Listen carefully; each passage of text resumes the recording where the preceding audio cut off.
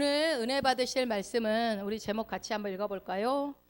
물에 빠진 베드로가 배운 것. 물에 빠진 베드로가 뭘 배웠을까 궁금하시죠? 오늘 그거를 말씀드릴 텐데요. 마태복음 우리 14장 가겠습니다. 14장부터 이제 쭉 기니까 14장 22절부터 34절까지 우리 같이 한 목소리 읽겠습니다. 시작. 예수께서 즉시 제자들을 재촉하사 자기가 무리를 보내는 동안에 배를 타고 앞서 건너편으로 가게 하시고 무리를 보내신 후에 기도하러 따로 산에 올라가시니라. 저물매 거기 혼자 계시더니 배가 이미 육지에서 술이나 떠나서 바람이 거스름으로 물결로 말미암아 고난을 당하더라. 밤 사경에 예수께서 바다 위로 걸어서 제자들에게 오시니 제자들이 그가 바다 위로 걸어오심을 보고 놀라 유령이라 하며 무서워하여 소리 지르거늘 예수께서 즉시 이르시되 안심하라 나니 두려워하지 말라.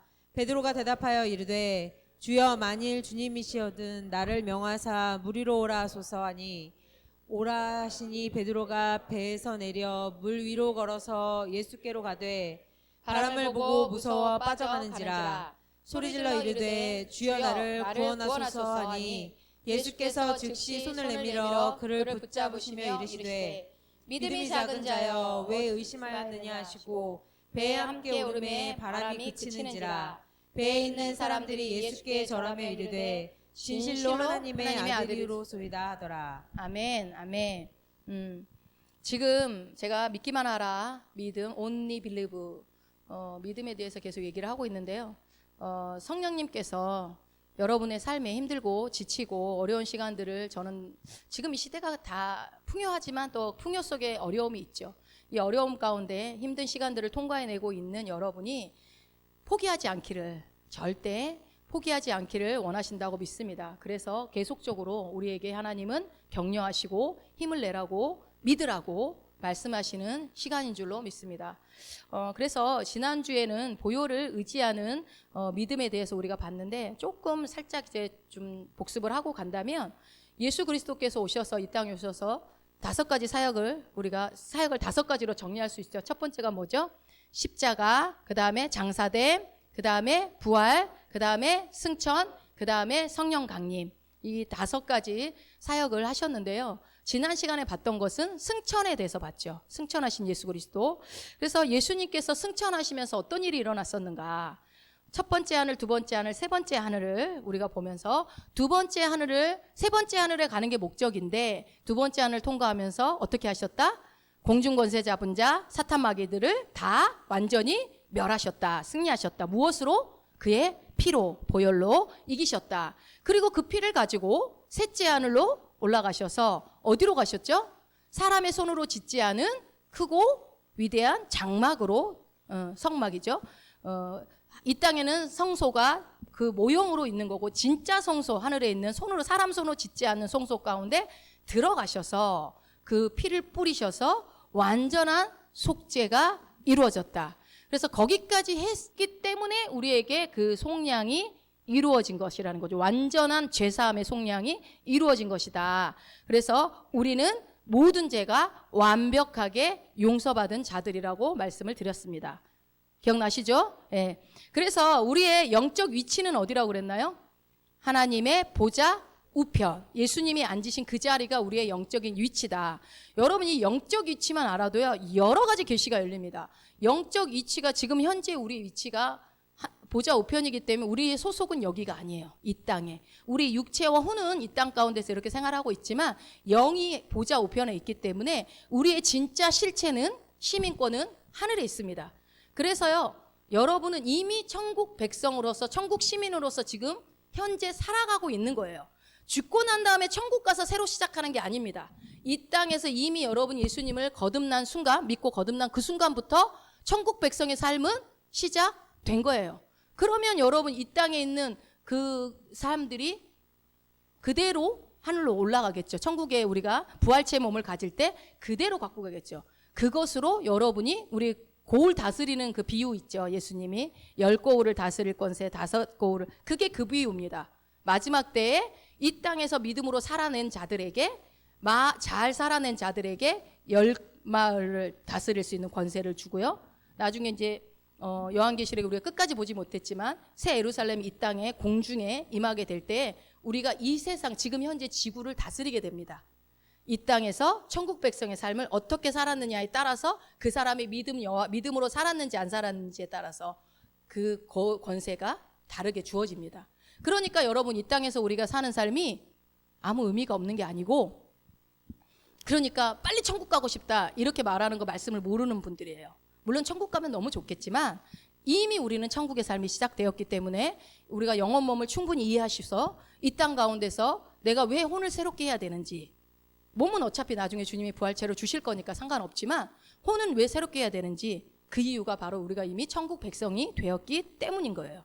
그렇다면 지금 우리가 우리의 위치가, 영의 위치가 예수 그리스도의 보좌, 하나님의 보좌 우편에 예수님과 함께 앉아 있다고 한다면 거기로부터 모든 능력이 우리에게 오는 거죠. 그래서 우리가 항상 잊지 말아야 될 것은 내 위치, 내가 어디에 있는가, 진짜 내 위치인가. 여러분이 이 땅에 있는 내가 이 가족과 내가 어느 직장에, 사업장에 누군가의 엄마로, 아빠로, 자식으로 이렇게 있는 게, 이거는 눈에 보이는 이 땅에서의 위치일 뿐이고요. 우리의 진짜 위치는 사실 여기가 아닙니다. 여기는 모형입니다.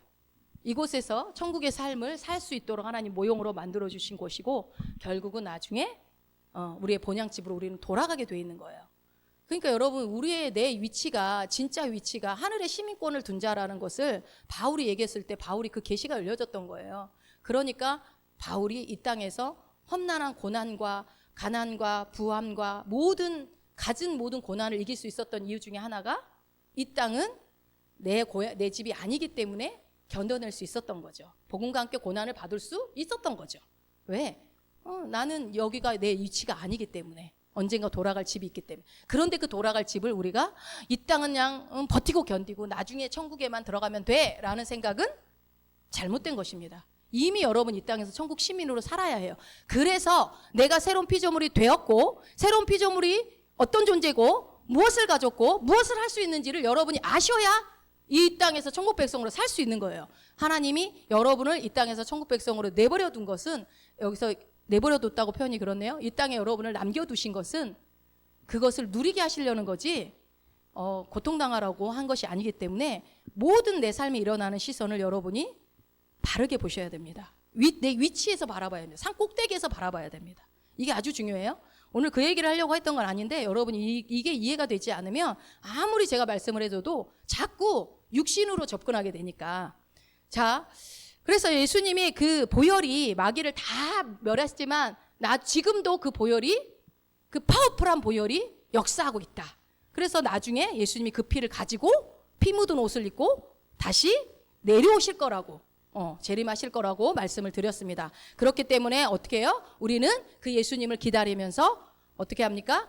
나를 언제든지 그 피로 나를 긍휼히 여겨주시고 그 피로 나를 그 은혜를 베풀어 주시는 그 예수님께 담대히 나아가는 자가 되어야 한다라는 게 지난 시간에 드렸던 말씀입니다. 자, 히브리서 우리 4장 16절 먼저 한번 읽어봅시다. 그러므로 우리가 긍휼하심을 받고 때를 따라 돕는 은혜를 얻기 위하여 은혜의 보좌 앞에 담대히 나아갈 것이니라. 아멘. 여러분, 현실이 암담해 보일 때가 있죠. 네, 저도 있어요. 저도 그럴 때 있어요. 그 어려움이 계속 길어지면요, 사람이요 그냥 낙심하게 돼 있어요. 이게 너무 내가 생각했던 것보다 너무 길어지면, 그리고 또 심지어 거기다가 앞으로 좋아질 기미조차 안 보여. 뭐 경제며 세상 돌아가는 것들이, 그러면은 거의 이제 많은 사람들이 낙심하거나 포기하죠. 끝까지. 근데 주님 뭐라고 그러냐면, 포기하지 말고 하나님께서는요 너희를 위해서 풍요하게 준비하고 있는 은혜가 있다. 그 은혜를 구하면서 담대하게, 아까 말씀드린 대로 은혜의 보좌 앞에 나와라 라고 말씀을 하고 계시는 거예요. 지금 이 말씀이죠. 예. 여러분, 그러니까 때를 따라 돕는 은혜를, 때를 따라 여러분이 수시로 은혜를 구하셔야 합니다. 예. 이미 부어지고 있지만 때를 따라 주님은 그걸 구하기를 원하세요. 오늘은 그래서 아까 본문 읽은 대로 물에 빠진 베드로에 대해서 이제 볼 건데, 베드로만 볼 건 아니고 아브라함의 인생도 같이 볼 거예요. 근데 함께 볼 건데, 이 두 사람의 인생을 통해서 여러분이 주님의 목소리가 들려지기를 축원드립니다. 자, 오늘 주인공인 베드로와 아브라함뿐만이 아니라 성경에는 많은 인물들이 있어요. 어떤 인물? 밝은 미래를 기대하면서, 여러분도 항상 밝은 미래를 기대하잖아요. 밝은 미래를 기대하면서 살았지만 어려움을 겪었던, 그 어려움을 잘 이겨냈던 사람들이 굉장히 많죠. 모세도 있었고 뭐 야곱도 있고 또 누가 있을까? 다윗도 있고 뭐 많죠. 그런 이들의 삶을 들여다보면 그들이 처음부터 믿음이 없었던 것은 아닙니다. 오늘 보려고 하는 베드로와 아브라함도 처음부터 믿음이 아예 빵은 아니었어요. 그들에게 어떤 적은 믿음이라도 있었단 말이에요. 그런데 그들이 나중에 의심을 하게 되죠. 베드로나 아브라함이. 그러면 그 의심이 왜 들었는가? 처음부터 의심했는가? 아니죠. 처음부터 의심하면은 시작조차 할 수가 없죠. 그런데 나중에 의심을 하게 되고 그 의심의 결과로 아브라함은 이스마엘을 얻게 되고 베드로는 물에 빠지게 되는 결과를 얻게 되죠. 자, 히브리서 11장 8절을 한번 읽어보겠습니다. 믿음으로 아브라함은 부르심을 받았을 때에 순종하여 장래 유업으로 받을 땅에 나아갈새 갈 바를 알지 못하고 나아갔으며. 아멘. 성경은 아브라함이 믿음으로 나아갔다라고 얘기를 하고 있어요. 순종했다. 우리 기독교 신앙에 있어서 믿음은 너무 중요하죠. 믿음 빼면 뭐 할 얘기가 없죠. 자, 11장 6절도 한번 볼까요? 히브리서. 믿음이 없이는 하나님을 기쁘시게 하지 못하나니 하나님께 나아가는 자는 반드시 그가 계신 것과 또한 그가 자기를 찾는 자들에게 상 주시는 이심을 믿어야 할지니라. 아멘. 예, 이거 우리가 너무 잘 알지만 저는 이 말씀 읽을 때마다 상 준다는 말이 눈에 들어와요. 상을 좋아해서 그런가? 그냥 찾기만 해도 상 준다는 게 뭐 하나님은 이렇게 뭔가 주고 싶어서 안달이 나셨지? 찾는 자들에게 내가 만나줄게 뭐 그것도 있지만 상을 준다. 찾는 것만으로도 상 준다?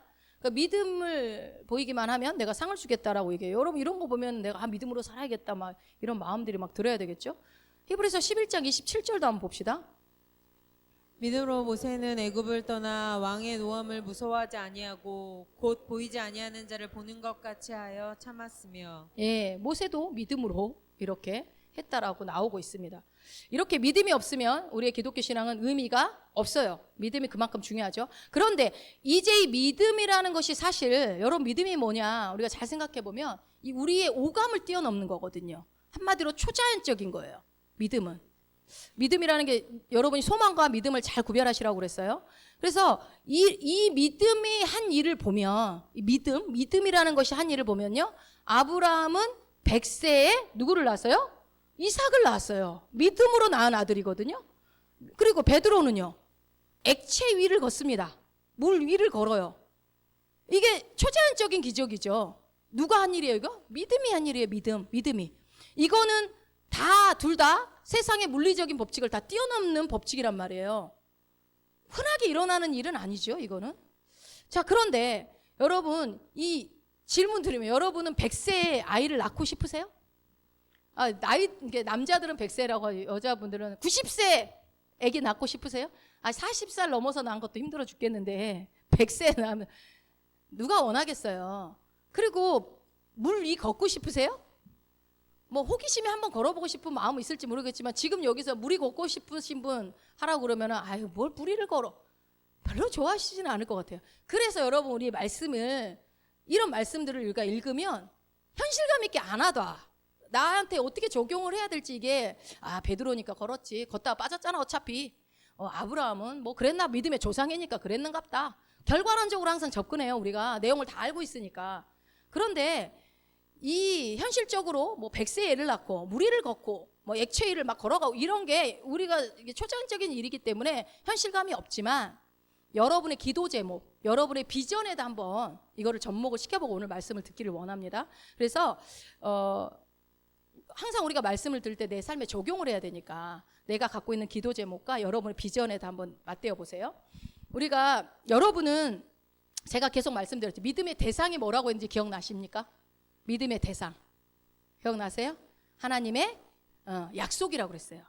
하나님의 말씀인데 약속. 그리고 뭐를 믿는 거예요? 은혜라고 얘기했던 거 기억나세요? 네, 한번 보여줘 보세요. 하나님의 말씀이고 하나님의 약속인데 그것을 뭐라고 한다? 은혜다. 그러니까 하나님의 약속인데 하나님께서 해주시는 약속이니까 하나님이 보통 대부분 일방적으로 하나님이 약속을 하시거든요. 얼마나 어마어마할까요? 그분이 약속하시는 이 창조주가 하는 약속은 도대체 어떤 약속일까? 자, 사실 처음부터 하나님의 약속은요. 그러니까 은혜를 믿는 그 믿음이 아니면 그 약속을 받을 수가 없게끔 되어 있어요. 그래서 하나님 편에서 밖에 약속을 할 수가 없어요. 여러분, 그래서 그렇잖아요. 그 아브라함하고 하나님이 계약 체결을 하려고 다 갈르라고 짐승을 다 갈라갖고 그 사이를 지나갈 때, 원래 고대의 약속은 어떻게 해요? 그 사이를 지나갈 때 둘이 손잡고 같이 지나가야 그 약속이 체결되거든요. 근데 아브라함이 아무리 기다려도 하나님이 안 오시는 게 이유가 뭐였어요? 아브라함이 잠들 때까지 기다리신 거죠. 왜요? 일방적인 약속 하시려고. 왜냐하면 어차피 아브라함은 약속을 못 지키거든요. 그럼 어떻게 해야 돼요? 하나님과 약속을 못 지켰는데 죽어야지. 그 하나님은요, 정말 아브라함을 사랑하신 거, 어차피 아브라함 못 지킬 거 알고 그냥 단독으로 본인이 혼자 샥 지나가요. 그래서 아브라함에게 일방적인 약속을 했던 것을 우리는 성경을 통해서 알고 있죠. 그런 것처럼 하나님 편에서 일방적으로 하신 약속이기 때문에 우리가 그 은혜를 믿는 믿음이 있어야 그 약속도 우리가 성취되어지는 거예요. 그러니까 믿음이 되게 중요하겠죠. 아브라함이 받았던 약속은 뭐였습니까? 여러분 기억나세요? 큰 민족을 이루게 하겠다라는 약속이었죠. 우리가 주일날에도 이 아브라함에 대한 얘기를 했지만 오늘 또 한 번 더 해야 될 것 같아요. 이 약속을 받을 당시에 아브라함의 형편이 그닥 좋지는 않았다고 말씀을 드렸죠. 암담했습니다. 굉장히 암담했습니다. 이때 아브라함에게 자녀가 있었나요? 없었죠. 없었고요. 당시 아브라함의 나이는 몇 살이었나요? 75세였습니다. 자녀를 낳고 사실은 손주를 봐야 될 나이에 자녀가 없었어요. 자, 우리 창세기 12장 4절 한번 읽어봅시다. 이에 아브라함이 여호와의 말씀을 따라갔고 롯도 그와 함께 갔으며 아브라함이 하란을 떠날 때에 75세였더라. 네, 75세. 물론 당시에 오래 살았다 해도 75세면 이미 늙은 나이예요. 그리고 나중에 하갈을 통해서 이스마엘을 얻은 거 보니까 사라는 불임이었다는 것을 우리가 추측할 수가 있겠죠. 어차피 소망이 없으니까 그래도 애를 하나 낳아야 되지 않겠냐 한 거죠. 자, 창세기 16장 15절 한번 봅니다. 하갈이 아브라함의 아들을 낳음에 아브라함이 하갈을 낳은 그 아들을 이름하여 이스마엘이라 하더라. 예, 이 이스마엘을 안 낳았어야 되는데 나가지고 이제 그 모든 민족이 고통을 당하게 되죠 나중에. 아무튼 이 아브라함의 나이 75세 때까지 아브라함의 현실은 아주 암울하고 암담한 현실이었다는 것을 우리는 추측할 수 있습니다. 그렇죠? 지난 주일날 한번 제가 설명을 드렸죠. 그런데 그때 그 암울한 그때에 하나님이 나타나셔서 아브라함에게 무슨 약속을 하죠? 내가 너한테 자녀 주겠다. 자식을 주겠다고 약속을 해요. 그리고 나서 또 나중에 창세기 15장에 가면 내 자손이 하늘의 별처럼 많게 하겠다. 하나 준다는 것도 아니고 별처럼 많게 하겠다라고 얘기를 해요. 여러분 믿어져요? 지금 한 명도 없는데 별처럼? 자, 창세기 15장 5절 읽습니다. 그를 이끌고 밖으로 나가 이르시되 하늘을 우러러 무뼈를 셀 수 있나 보라. 또 그에게 이르시되 내 자손이 이와 같으리라. 아멘. 우리가 지난주 주일날에는 그래서 이걸 믿음으로 의로 여겼다라고 했는데 이거는 한참 시간이 지나고 난 두 번째 하나님이 찾아오셔서 하셨던 얘기죠. 근데 어찌 됐건 간에 정말 이룰 수 없는, 여러분 이 약속이 아브라함한테는 얼마나 밝고 환한 찬란한 미래였겠어요? 그렇죠? 별처럼 많게 주겠대잖아요. 한두 명도 아니고 100명도 아니고 너무나 찬란한 미래를 약속해 주는 거. 이건 꿈꿀 수 상상도 할 수 없는 너무나 좋은 미래의 약속을 지금 해 주시는 거예요. 그래서 아브라함이 처음 믿었던 것은 하나님의 약속이었습니다. 아브라함이 믿었던 건 그 약속이었어요. 이 하나님의 약속이라는 것은 처음부터 불가능한 것이었어요. 75세 때 나타났기 때문에 그때도 이미 불가능했던 때였어요. 그런데 그러니까 어때요? 아브라함한테는 뭐가 필요해요? 그거를 믿으려면 믿음이 필요하죠. 그 약속을. 지금 현실이 암울한 현실인데 어떻게 해요? 믿음이 있어야 그 약속을 믿을 거 아니에요. 그럼 베드로 한번 볼까요? 그럼 베드로는 어땠나? 마태복음 14장 28절입니다. 베드로가 대답하여 이르되 주여 만일 주님이시여든 나를 명하사 무리로 오라소서 하니. 예, 예수님께서 물 위로 걸어오는 모습을 베드로가 봅니다. 그래서 베드로가 보고 한 말이 뭐라고 그래요? 그랬더니 이렇게 말을 했더니 예수님이 14장 29절 오라 하시니 베드로가 배에서 내려 물 위로 걸어서 예수께로 가되. 예, 우리가 앞부분의 내용을 읽었었지만 예수님이 많은 사람들이 있는데 제자들을 먼저 배로 보내고 혼자 산에 가서 기도하시다가 시간이 사경이면 새벽 3시에서 6시 그 사이거든요. 그 수리를 갔다라고 내는 거 보면 시간이 한참 지난 거예요. 해질녘에서 새벽이 됐으니까 한참을 한참을 갔었나 봐요. 그때 그러고 있는데 보니까 이제 베드로가 지금 상황에 보니까 예수님께서 오라라고 대답을 한 거죠. 무리를 걷는 예수님 보니까 자기도 걷고 싶었던 거예요. 그래서 베드로도 마찬가지로 예수님이 오라고 했으니까 걸어간 거죠. 무리를 걷는 예수님이 먼저 보여주시긴 했지만, 보여주긴 했지만, 사실 인간이 무리를 걷는다는 것은 불가능하죠. 불가능한데, 그러나 예수님이 말씀이 있었기 때문에 베드로는 잠깐이나마 몇 발짝이라도 걸을 수 있었다면, 최초의 인간이고 마지막 인간이죠. 무리를 걸었던. 그래서 여러분 무슨 말씀을 드리는 거냐면, 밝은 미래, 찬란한 우리의 미래, 이 하나님의 말씀, 약속, 이 하나님의 약속은요, 처음부터 믿음이 아니면 이루어질 수 없었던 약속이라고요. 주님이 주실 때 가능한 약속을 주시는 게 아니라 불가능한 약속을 여러분에게 처음부터 주신다는 얘기를 하는 거예요. 그러니까 원래 처음부터 인간의 생각으로는 불가능한 약속을 주신다고요. 이해가 되십니까? 자, 오늘 여러분 새로운 삶에 저는 여러분의 계시가 열려질 거라고 믿습니다. 잘 들어보세요. 그리고 아브라함에게 이 약속을 주셨을 때 그는 이미 나이가 많았다고요. 이미 75세고 오랫동안 자녀가 없었고 아내는 불임이었단 말이에요.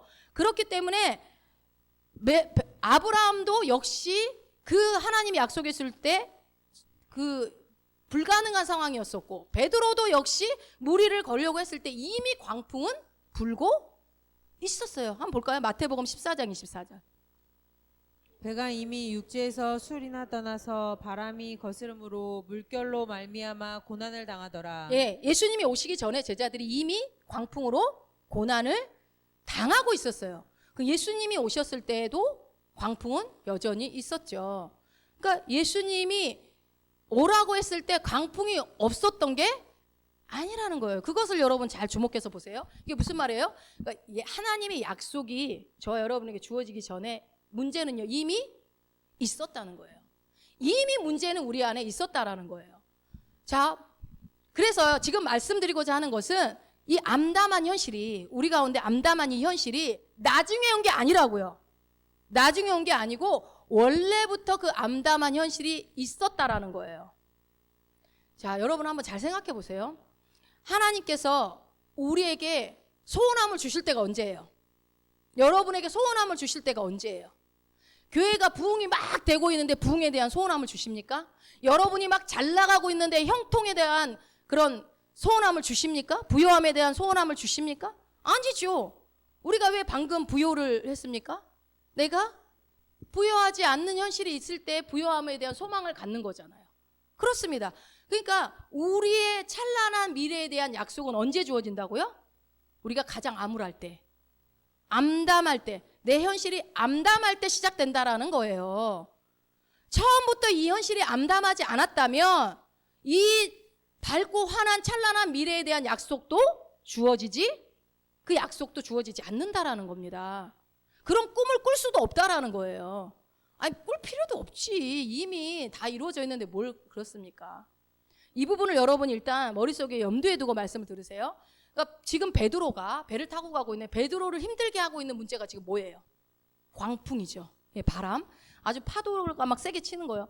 베드로한테 가장 큰 문제는 지금 이 광풍입니다. 중내산해하고 있는 이 광풍. 그래서 아까 우리 말씀 고난을 당하더라. 어려움을 당하고 있어요. 우리의 지금 현실을 보세요. 내가 고난을 당하고 있어요. 그런데 그건 예수님이 오시기 전에도 이미 있었던 고난이라는 거예요. 그래서 이 자기를 괴롭힌 게 이 광풍인데 예수님이 보니까 광풍과 상관없이 무리를 막 걸고 오는 거예요. 베드로만 할 수 있어.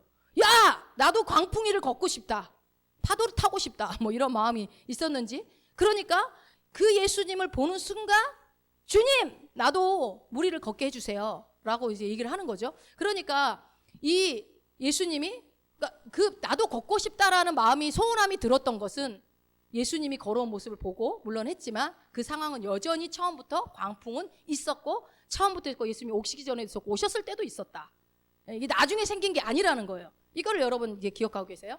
또 아브라함의 경우도 오랫동안 애를 못 낳고 있었지만 75세도 이미 늙은 나이였고 물론 100세에 얻었지만 그 25년의 시간 동안에도 물론 기다리는 시간이 있었다 하지만 이미 75세에 불가능한 현실이었단 말이에요.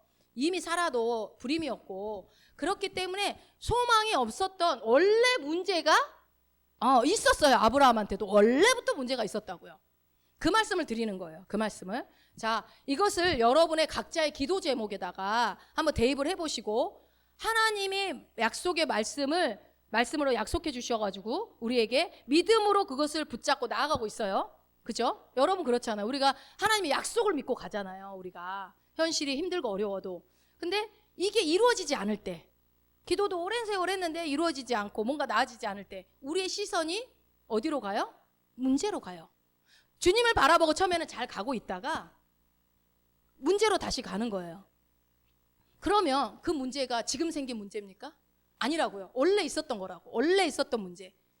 처음부터 있었어요. 처음부터. 그래서 우리의 문제는 처음부터 있었고 처음부터 있었음에도 불구하고 우리는 처음에 믿음으로 아니 베드로가 왜 물 위를 걷겠다고 했겠어요? 빠질 거 뻔히 알잖아요. 물 위를 인간이 걸을 수 없다는 거 너무나 잘 알고 있고 그것을 걷다가 빠질 거 뻔하라는 거를 알 수 있는데 왜 오라고 한다고 가냐고. 믿음이 있었기 때문에 걸은 거 아니겠습니까? 그러니까 하나님의 약속을 붙잡고 우리가 믿음으로 발걸음을 시작했다는 거예요. 여러분이. 그렇죠? 여러분 믿음으로 시작했잖아요. 다. 아브라함도 그 본토 친척 아비집을 떠날 때에 믿음이 하나도 없었다면 거짓말이죠. 뭔가 두려움이 있었던 그게 믿음의 한 모습이었던 어쨌든 적은 믿음이라도 있었고 베드로도 마찬가지였다. 그 믿음이 있었다. 걸을 것 같았다. 예수님을 보는 순간 나도 저렇게 걸을 수 있을 것 같다. 말씀을 보니까 나도 부유한 자가 될 수 있을 것 같다. 나도 형통한 자가 될 수 있을 것 같다. 나도 치유해서 자유케 될 수 있을 것 같다. 이게 여러분 그냥 허무맹랑한 게 아니라 말씀이 그렇다고 하니까 여러분이 믿음으로 했단 말이에요. 아브라함이나 베드로나 처음에 다 믿음이 있었어요. 여러분도 마찬가지고. 그런데 무리를 잘 걷던 베드로가 갑자기 뭐를 봐요? 바람을 봐요. 바람을. 없었던 바람이 새로 생겨서 본 게 아니라 그 바람은 계속 있었던 바람인데 그것을 보게 된 거예요. 그래서 배에서 내려서 몇 발짝 걸어요. 걸은데 그때도 바람이 있었어요? 없었어요? 걸을 때도 바람이 있었단 말이에요. 있었어요. 예수님이 오라고 했으니까 베드로가 누구를 보고 갔겠어요? 예수님을 바라봤겠죠. 예수님이 일로 와 그랬으니까 오라 그랬으니까 예수님 바라봤겠죠. 가려고. 그러다가 마태복음 우리 14장 29절 한번 봅시다. 오라 하시니 베드로가 배에서 내려 물 위로 걸어서 예수께로 가되. 예, 오라고 하니까 갔어요. 방풍이 계속 불고 있었지만. 그러니까 그러면은 예수님을 바라봐야 됐겠죠. 상황을 지금 잘 상상을 해봤어요. 그런데 베드로의 시선이 처음에는 예수님을 바라보다가 우리가 잘 알고 뭘 바라본 거 시선이 어디로 떨어져요? 예, 광풍으로 파도로 시선이 떨어집니다. 그래서 바람을 보게 돼요. 14장 30절. 바람을 보고 무서워 빠져가는지라 소리질러 이르되 주여 나를 구원하소서 하니. 바람을 보는 순간 무서워 빠져가는 거예요. 무서움, 두려움이 왔어요. 그 다음에 빠졌어요. 순서를 잘 보세요. 여러분 다시 질문합니다. 이 바람이 지금 생겼습니까? 아니죠. 원래부터 처음부터 바람은 불고 있었던 거예요. 자, 마태복음 14장 24절입니다. 배가 이미 육지에서 술이나 떠나서 바람이 거스름으로 물결로 말미암아 고난을 당하더라. 예, 이미 고난을 당하고 있었다고요. 우리의 삶에. 그런데 여러분 한번 가만히 생각해 보세요. 굉장히 신기하지 않아요? 자, 이 바람은 원래 있었는데 그 바람이 있었음에도 불구하고 베드로는 물 위를 걸었어요. 걸었단 말이에요. 그리고 예수님께 걸어갔어요. 예수님 바라보면서. 근데 갑자기 그 바람을 바라봤어요. 원래 있었는데 갑자기 그 바람을 바라봤다고요. 조금 더 쉽게 우리의 삶에 대입을 해봅시다. 이게 말씀이 이제 무리를 건 게 여러분 우리가 또 현실감이 없으니까 한번 대입을 해보면 누구나 우리의 인생 가운데 위기감을 느낄 때가 있다고요. 저도 그렇고 여러분의 삶 가운데 위기감이나 두려움이 올 때가 있죠. 그런 거 위기감을 느낄 때 분명 잘 생각해 보세요. 여러분이 시작할 때 믿음 없이 시작했는지. 아니요. 여러분들 믿음 있었어요. 믿음 있었고 그리고 어떻게 해요? 하나님을 믿었고 기대했어요. 그리고 바라봤고 그리고 정말 열심히 믿음으로 달려왔어요. 제가 지금 여러분이 현실이 암울하다고 전제하고 말씀드리겠습니다. 그런데 믿음으로 막 달려왔는데 갑자기 위기감이 확 밀려든 거예요. 나의 찬란하고 밝고 환한 아름다운 미래를 하나님이 약속해 주셔서 그 소망을 가지고 기대하고 있을 때는 괜찮았었는데 갑자기 위기감이 몰려든 거예요. 처음에는 믿음으로 시작하고 좋았단 말이에요. 다 아멘, 주님이 하십니다, 아멘 하고 이렇게 했어요. 근데 하나님의 약속만 붙잡았을 때에는, 그러니까 여러분들 이렇게 모습을 한번 체크해보면서 들어보시라는 거예요. 아무리 어렵고 힘든 일이 있어도 믿음으로 이겨냈단 말이에요. 여러분이 인생을 고비고비를 한번 잘 생각해 보세요. 약속을 딱 붙잡으면서 힘든 시간들을 여러분들은 많이 넘어왔어요. 지금 생각해 보면. 그리고 그런데 어느 날 갑자기 우리가 두려움에 사로잡히고 낙심합니다. 어느 날 갑자기 베드로처럼 물에 퐁당 빠져버리는 거예요.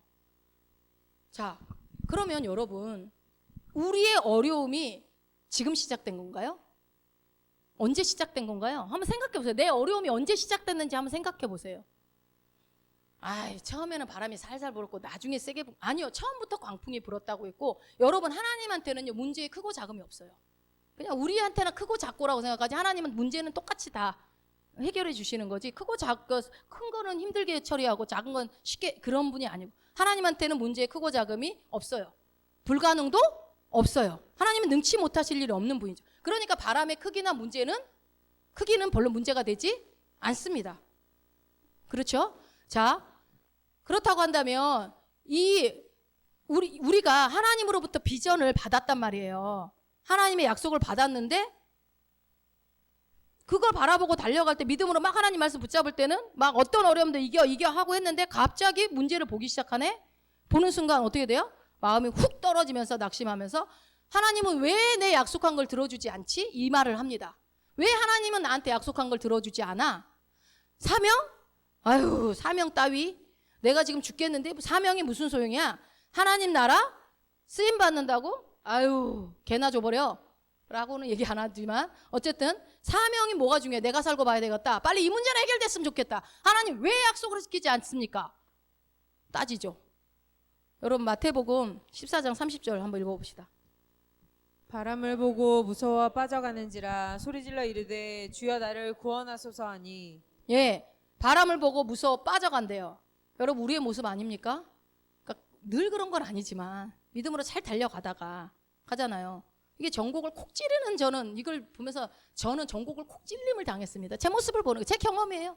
저도 그럴 때 한 번씩 쭉 낙심되고 그럴 때가 있어요. 그럴 때 왜 그래요?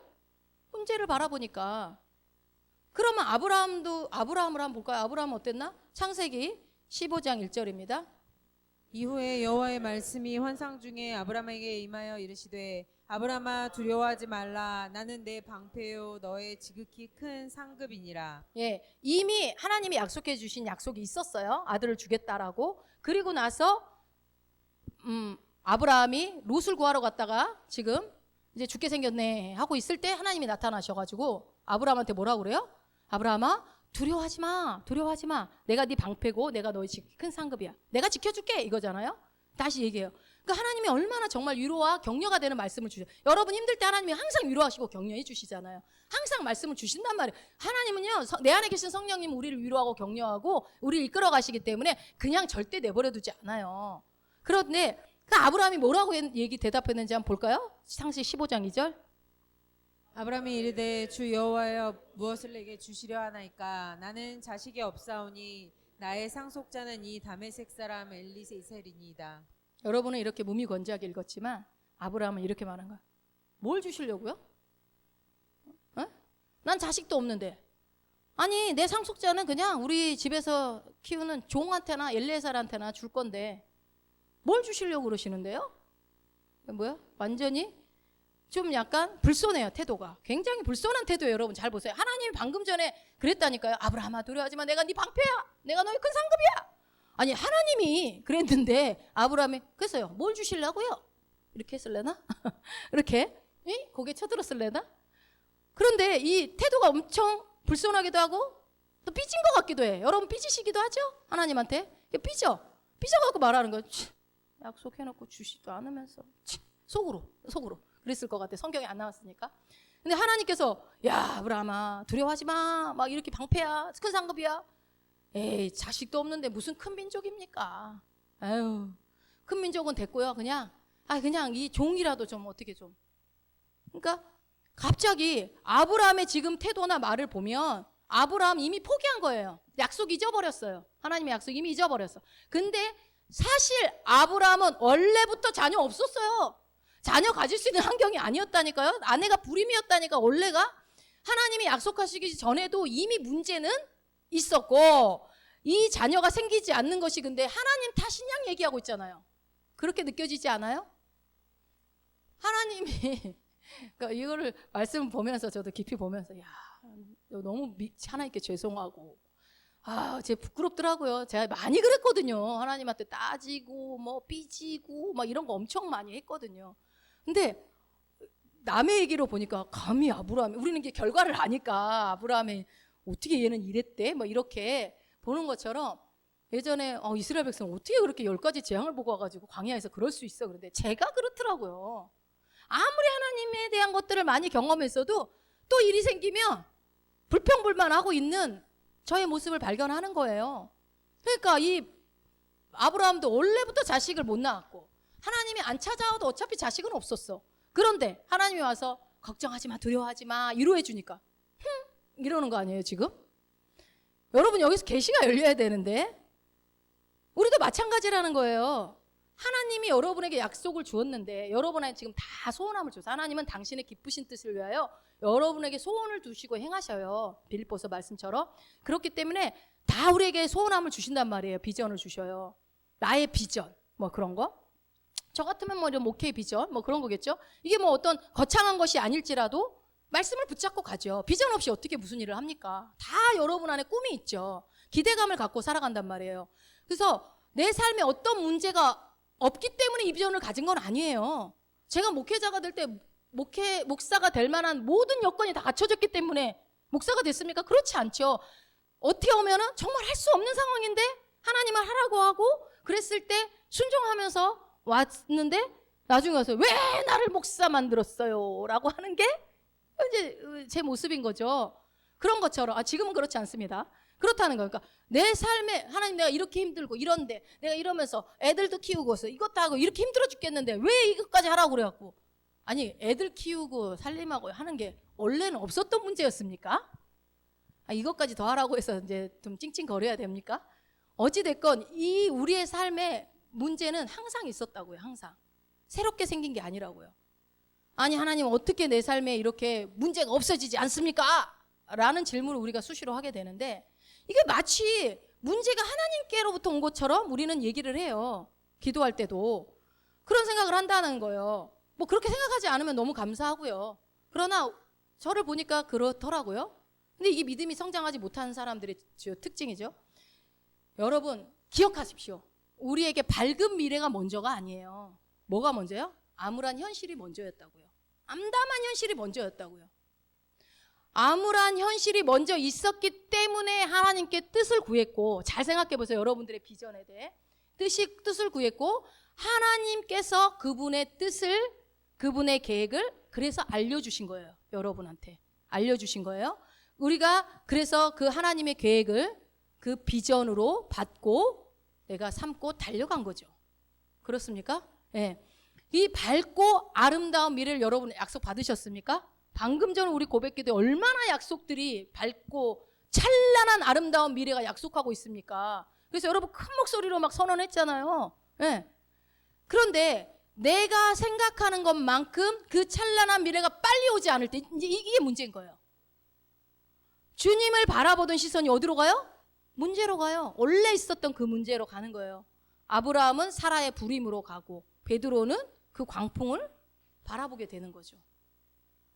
그 밝고 환한 미래를 바라보게끔 했던 그 문제를 다시 보러게 하는 거예요. 그 문제가 있어서 내가 비전을 갖게 됐는데 다시 그 문제를 바라보게 됐다고요. 자, 그러면 베드로가 이 무리를 걸었었고 그리고 또 빠졌는데 그 베드로는 과연 무엇을 배웠을까? 이제 이것을 우리가 이제 결론적으로 봐야 되겠죠. 베드로가 무리를 몇 발짝 걸었던 것처럼 우리도 그동안 믿음으로 잘 달려온 부분이 있다고요. 여러분들이 전혀 믿음이 없었던 게 아니야. 믿음으로 달려온 것들이 있었어요. 그리고 분명히 지금도 믿음으로 달려가고 있지만 혹여 안 빠졌으면 다행이지만 물에 빠졌거나 물에 빠질 수도 있기 때문에 여러분이 그런 관점으로 보시면 될 것 같아요. 그러면 어떻게 돼요? 실망하고 낙심한다고요. 가장 이렇게 낙심하는 마음이 제일 먼저 드는 것 같아요. 왜냐하면 끝이 안 보인다는 생각이 들 때, 뭔가 해결책이 안 보일 때.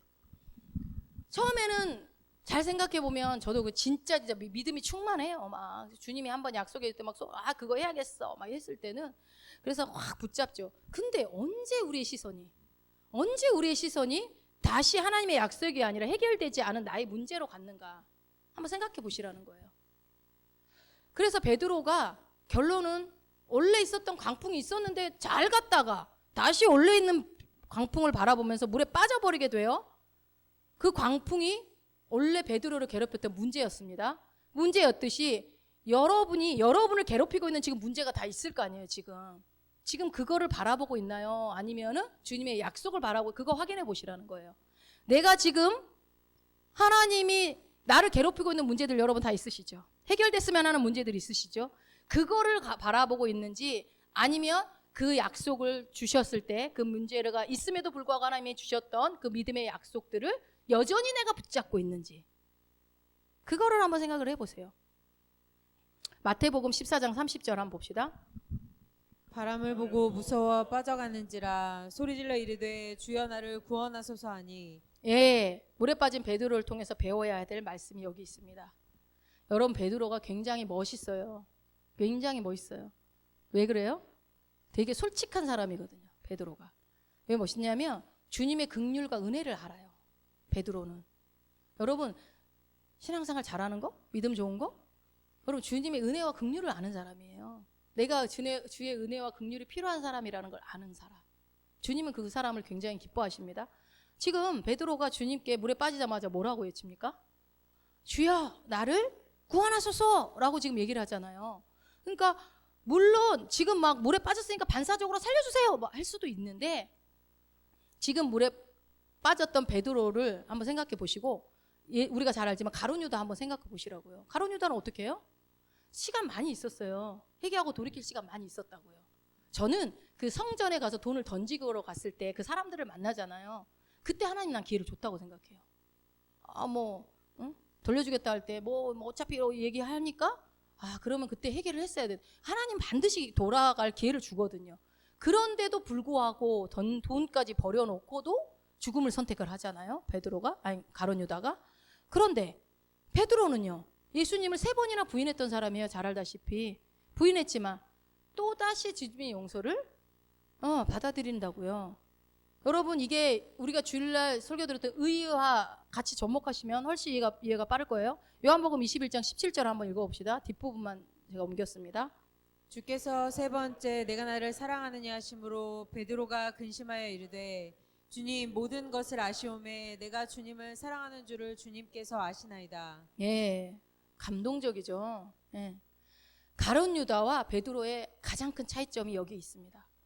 그러니까 이런 모습을 볼 때 그러니까 베드로는 예수님에 대한 긍휼, 은혜를 알고 있는 사람이었어요. 내가 이렇게 아무리 죄를 짓고 물에 빠져도 하나님 약속을 잊어버려서 문제를 다시 바라봤다 할지라도 주님 살려주세요 하면 그분은 살려주시는 분이라는 것을 아는 거예요. 여러분 문제가 있고 없고가 중요한 게 아니라니까요. 원래부터 있었다니까요. 우리는 죽을 때까지 문제가 끊이지 않아요. 예수 믿는다고 해서 문제가 없어요? 새로운 피조물 됐다고 문제가 없습니까? 아니요. 그러니까 하나님은 우리가 그런 눈에 보이는 오감으로 작동하기를 원하지 않아요. 그래서 제가 그랬죠. 항상 위치를 놓치지 않으면 위치를 여러분이 잘 지키고 있으면요. 물에 빠질 일이 없어요. 근데 자꾸 위치를 벗어나 이탈하기 때문에 그래요. 그래서 결국 베드로는 어떻게 됐는지 한번 볼까요? 마태복음 14장 31절 32절입니다. 예수께서 즉시 손을 내밀어 그를 붙잡으시며 이르시되 믿음이 적은 자여 왜 의심하였느냐 하시고 배에 함께 오름에 바람이 그치는지라. 아멘. 여기서 믿음이 적은 자여 그랬죠. 믿음 없는 자여라고 안 했죠. 무리를 좀 걸었잖아. 여러분한테도 믿음이 적은 자여 그럴 거야. 아마 물에 빠져 있는 분한테는 야 이놈아 이렇게 막 그러니까 주님 안에 그러니까 베드로처럼 믿음을 가지고 뭔가 시작한 걸 하나님 기뻐하시니까 오라고 하는 거예요. 하겠다고 하면은요, 오케이 내가 도와줄게. 그러니까 주님만 바라보면 물 위도 걸을 수 있고 백세에도 아들을 얻을 수 있고 결국은 뭐가 이루는 거예요? 주님의 말씀이 약속이 이루어지는 거예요. 내가 믿음을 보여서 이루어지는 게 아니라 그 말씀이 있었기 때문에 원래 이루어진 거라고요. 하나님이 약속하실 때는 우리 목사님 늘 얘기하잖아요. 이미 응답은 주어진 거라고. 저는 기도할 때, 기도를 하나님 시킬 때는 이미 응답이 주어진 거라는 게 저는 엄청나게 위로했었거든요. 그 말씀을 들었을 때, 아, 그래? 응답 될 때까지 기다리는 게 아니라 이미 기도할 때, 하나님이 기도 시킬 때는 응답을 주신 거야. 보니까 말씀이 진짜로 그렇더라고요. 그러니까 하나님이 우리한테 어떤 도전을 주시고 소원하고 비전을 주실 때는 이미 하나님 우리의 끝을 다 보고 계시기 때문에 이미 하나님 이루어 놓으셨는데, 우리는요, 지금 제로에서 시작한 내 모습을 항상 바라보는 거예요. 그러니까 안 됐다고 얘기하는 거고, 가난하다고 얘기하고, 부족하다고, 결핍이 있다고 자꾸 얘기하는 거예요, 우리가. 그래서 결국은 어떻게 돼요? 믿음의 정언은 여기 리들 페이스라고 나오거든요. 그러니까 양을 얘기해요. 믿음의 양. 그러니까 양이, 그러니까 적은 믿음, 큰 믿음이 있는 거예요. 그러니까 여러분들이 믿음이 적기 때문에 물에 빠지는 거예요. 물에 빠지는 이유가. 그죠? 보니까 베드로가 그래서 여기서 배운 게 많지 않았을까요? 자, 생각을 해봅시다. 베드로가 제가 여러분한테 지금 강조하고 싶은 것은 베드로가 하나님의 은혜와 긍휼을 붙잡았다는 거. 이거를 여러분 이것만 기억하셨으면 좋겠어요. 베드로가 오직 예수 그리스도의 은혜와 긍휼을 끝까지 붙잡았다는 거. 자, 바람을 바라봤고 그가 빠졌어요. 빠졌는데 여러분 상상을 해봐요. 야, 다시 지금 들어올려 배에 올라왔어요. 예수님이 잡아줘가지고 올라왔어요. 물에 다 젖었을 거 아니에요. 물 뚝뚝뚝 떨어져요. 다른 제자들이 있을 거 아니에요. 얼마나 초라했겠어요. 얼마나 비참했겠어요. 아이고 저 봐라, 저 또 설레발치고 나가더니 뽕 빠져가지고 아주 볼만하다. 물에 빠진 쌩지 같네. 누군가는 속으로 내가. 그리고 그 따가운 시선에 아이고 그 광풍 때문에 정신없었는데 저거까지 뛰쳐나가가지고 난리냐라고 했을 사람도 있을 거고, 저 같으면 너무 쪽팔렸을 것 같은, 정말 부끄러웠을 것 같은 상황에 지금 베드로가 너무. 그래서 한심하고 초라하고 나는 믿음이 왜 이렇게 없어, 나는 왜 이 모양 이 꼴일까, 난 평생 맨날 이러네, 이렇게 생각했을 거라는 생각이 들어요. 저도 많이 이런 일들이 있었기 때문에 이 베드로가 항상 저는 저 같아요, 나는 보면은. 그래서 아브라함도 그렇고, 아브라함도 그랬지 않았을까요? 그러니까 우리도 마찬가지라는 거예요. 근데 아브라함은 나중에 결국 100세 얻은 이삭을 바치는 놀라운 믿음의 조상이 되죠. 결과를 이미 먼저 얘기해 줬으면 얼마나 좋아. 근데 하나님은 절대 결과를 얘기해 줘서 약속을 줍니다. 믿음으로 그 약속을 붙잡으라고 하시는 거예요. 자, 처음에는 하나님의 약속을 여러분 잘 믿으셨죠? 지금도 믿고 계세요? 안 믿고 계시면 물에 빠져 있는 겁니다. 자, 그래서 발걸음을 내딛고 어떤 분들은 믿음의 어떤 많은 대가 지불도 했을지도 모르겠어요. 희생도 많이 하셨을 거라고 생각이 들어요. 그러면서 믿음의 발걸음들을, 많은 것들을 여러분 예수 믿는 거 하면서 솔직히 많은 것들을 포기했잖아요. 세상에 또 덜 나가게 됐고, 즐기는 삶도 다 접은 것들도 있고, 많은 희생을 그 희생이 아니라고 한다 하지만 사실은 또 어떤 면에서는 또 희생을 감수한 부분들이 있죠. 그러면서도 믿음의 발걸음을 걸어오신 분들이 많이 있다면 핍박받으신 분들도 있고, 그래서 그럼에도 불구하고 막 집에서 쳐맞으면서도 막 믿음 생활 하시는 분들 막 있고 그러잖아. 으쌰 하면서 신앙생활을 시작을 했는데, 이렇게 믿음으로 시작을 하다가, 그런데 원래는 그랬었는데, 원래는 시작을 했는데 그 문제를 다시 바라본 게 문제라는 거예요. 그러면 어떻게 돼요? 빠진다고요. 넘어진다고요. 낙심하게 된다고요. 그리고 불평하게 되고 삐지게 되고, 주님한테 막 불손한 태도 보이고 소망이 없다 그러고 됐다고 그러고, 이제 막 천국이나 빨리 가버렸으면 좋겠다고, 어떤 사람은 그렇게까지. 천국 가면 아무것도 없어. 여기서 이렇게 못 살아내면요. 거기 가서 뭐 다스릴 권세 하나도 못 받으면 어떡할 거예요. 여러분, 하나님은요, 우리가 여기서 믿음으로 사는 모습 그러니까 여러분이 할 게 없어. 말씀을 잘 붙잡고 끝까지 주님의 긍휼을, 그 태도를 놓치지 않으면요, 나중에 10고을을 다스릴 권세를 주는 거예요. 많은 업적을 이뤄서 주는 게 아니라니까요. 그러니까 얼마 공평해요. 능력 많은 사람은 많은 일을 하겠지. 저처럼. 웃자고 한 소리입니다. 믿음이 1달란트면 2달란트만 하면 되지. 뭐 걱정이에요. 칭찬은 똑같은데. 저는 1달란트 했으면 좋겠다는 생각이 있을 때가 많아요. 만약에 5달란트인데 10달란트 안 남기고 7달란트 남겼으면 혼나잖아. 그런 거 아니에요? 뭐 그래도 하나님은 그나마 안 한 것보다 잘했다고 할지는 모르겠지만, 아무튼 우리의 모든 상황에서 여러분이 있을 때 나를 자책하고 정죄감이 들고 한심하다고 생각하고 속상해하고 막 그런 거 다 여러분 그거 다 속는 거예요. 야, 네가 내 현실을 아냐? 예, 알아요. 저도 많이 경험해봐서 알아요. 그런데요, 그거 주님 주신 거 아닌 건 확실해요. 확실하게 알아요, 그거는. 근데 그래서 포기한다고요. 뭐를요? 믿음으로 붙잡는 걸 포기한다고요. 왜 포기해요? 내가 포기하나 안 하나 문제는 똑같이 있었는데 포기하면 내가 물에 빠지기밖에 더해요? 그러니까 지혜가 있으면 여러분은 그 포기할 필요가 없죠. 베드로는 베드로처럼 하면 돼요. 주님, 나를 구원하소서! 이러면 돼요, 여러분. 답이 나와 있어요. 예수님께 은혜와 긍휼을 구하시면 됩니다. 예. 그래서 여러분, 우리도 이런 밝은 미래와 이 암울한 현실 사이에서 이 아름다운 미래는 점점점 멀어지는 것 같고 암울한 현실은 점점 커지는 것, 눈덩이처럼 커지는 것 같고 이것이 계속 지속되고 있을 때 우리가 해야 될 것은 무엇인가? 주님의 은혜를 붙잡으라고 주님은 오늘 말씀하시는 겁니다. 주님의 은혜를 구하세요. 물론 주님의 은혜가 임하고 있지만요. 주님께 성령님 도와주세요. 제가 말씀드렸잖아요. 그 한마디만 성령님 도와주세요. 많은 말을 하지 않아도 그 고백만 해도 또 왜 우리가 그런 말을 할 수 없냐? 어떨 땐 면목이 없고 내가 믿음 없는 게 하나님 앞에 부끄럽고 이렇기 때문에 또 아니면 아브람처럼 삐져가지고 말도 하기 싫어, 막 이런 기도도 하기 싫어, 막 이런 기분도 들 수도 있고 또 부끄러워서 얼굴도 못 들을 때도 있고 여러 가지 감정들이 있잖아요, 우리 안에. 그때 주님은 은혜와 긍휼을 베드로처럼 붙잡아라 라고 말씀하시는 거예요. 그렇게만 하면 절대로 물에 빠질 일이 없거든요. 그래서 주님의 은혜를 꼭 붙잡으시기를 바라고요. 로마서 말씀을 통해서 우리가 의로움이 주어졌다고 했잖아요. 그 의로움이 무엇이다? 하나님 앞에 언제나 정죄감이나 죄책감 없이 담대하게 나아갈 수 있는 것이 의다라고 말했어요.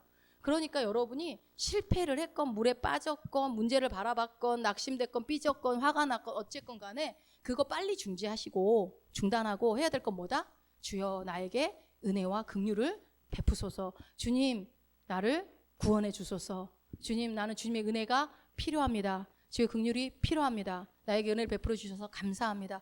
계속 주님의 은혜를 구하시라고요. 그렇게 할 때 우리 히브리서 4장 16절 우리 다시 한번 읽어봅시다. 시작. 그러므로 우리가 긍휼하심을 받고 때를 따라 돕는 은혜를 얻기 위하여 은혜의 보좌 앞에 담대히 나아갈 것이니라. 아멘. 여러분 힘들고 암울할수록 은혜의 보좌 앞에 담대히 나가셔야 돼요. 이게 우리가 할 일이에요. 그럴수록 더 담대히 나가셔야 됩니다. 내가 아무리 실수를 했어도 아무리 실패를 했어도 내가 아무리 무기력해 보이고 내가 아무리 모자라 보여도 그거 다 마귀가 주는 거예요. 여러분 우리는 이 땅의 기준으로 사는 사람이 아니라니까요. 우리는 말씀대로 사는, 너는 존귀한 자다, 너는 내 목숨만큼 소중한 자다라고 얘기를 하고 있기 때문에 그때마다 내 자격 없음, 내 실패가 크게 보이고 문제가 크게 보일 때마다 거절하세요. 이거 나한테 왜냐하면 하나님한테는 문제가 중요하지 않다니까요. 하나님은 오늘도 이 산을 들어서 저쪽으로 옮길 수 있는 분이에요. 근데 문제는 우리의 의심. 말만 하면 문제, 말만 하면 해결되는데 그거를 못하는 이유가 우리의 의심 때문에 그러잖아. 의심이 뭐예요? 문제를 바라보는 거. 그럴 때일수록 여러분 근데 뭐라고 그래요? 은혜의 보좌 앞에 왜 담대히 나가라고요? 긍휼히 우리를 주님이 그 보혈의 피로 우리를 어떻게 해요? 제사함을 연약한 부분들을 용서해 주시고 그리고 덮어 주시고 안아주시고 용서해 주시고 사랑해 주시는 그 주님이 기다리고 있기 때문에 여러분 나가라고 그러는 거예요. 그분이 안 해주면 누가 하실 거예요? 그분이 한 약속이니까 그분이 하실 거라고요. 그러니까 그분한테 나가야지 어딜 가요? 어디서 거기서 보고 고민하고 있고 집에서 기도 안 하고 끙끙끙끙 거리고 있어봐야 무슨 소용이 있어요? 아무 소용도 없어요. 주님의 보좌 앞에 나가면 되죠. 자, 마지막으로 우리 지난주에 봤던 말씀 하나 읽고 마치겠습니다. 19장 13절입니다. 계시록. 또 그가 피 뿌린 옷을 입었는데 그 이름은 하나님의 말씀이라 칭하더라. 예, 2000년 전에 흘리신 예수 그리스도의 보혈의 피가 지금도 우리 가운데 활발히 역사하고 있습니다. 믿으십니까? 예, 그 보혈의 능력은요 사탄 마귀를 다 이긴다고요. 여러분이 하는 일들에 막히는 것들, 마귀가 많이 방해하는 것들이 많아요. 그래서 예수 피를 줬잖아요. 예수 이름을 줬잖아요. 그걸로 이기셔야죠. 무기를 다 줘. 성령을 주셨잖아요. 말씀을 주셨잖아요. 이미 이긴 싸움에도 또 무기를 주시고 방법도 주시고 성령도 주시고 그 성령은 24시간 나와 함께하고 계시고 여러분 우리가 이미 이긴 싸움인데도 이길 수밖에 없는 조건도 다 주셨다고요. 주님이. 그래서 그 활발하게 역사하고 있는 파워풀한 보혈의 능력을 여러분이 의지하고 갈 때 오늘 크게 보였던 그 문제가 보혈을 보는 순간, 예수 그리스도의 그 능력을 보는 순간 문제는 그냥 더 이상 나한테 문제가 되지 않습니다. 여러분 많이 경험해 보셨을 거예요. 그래서 여러분 이 암울한 현실과 찬란한 미래 사이에 갭이 있습니다. 이거는 누구에게나 다 있습니다. 그러나 여러분은 다 찬란한 미래가 있을 거예요. 걱정하지 마세요. 그런데 이 갭을, 이 시간을 그럼 어떻게 버틸 것인가? 우리는 보통 그러죠. 버티고 견디고 참아내자 그러는데요.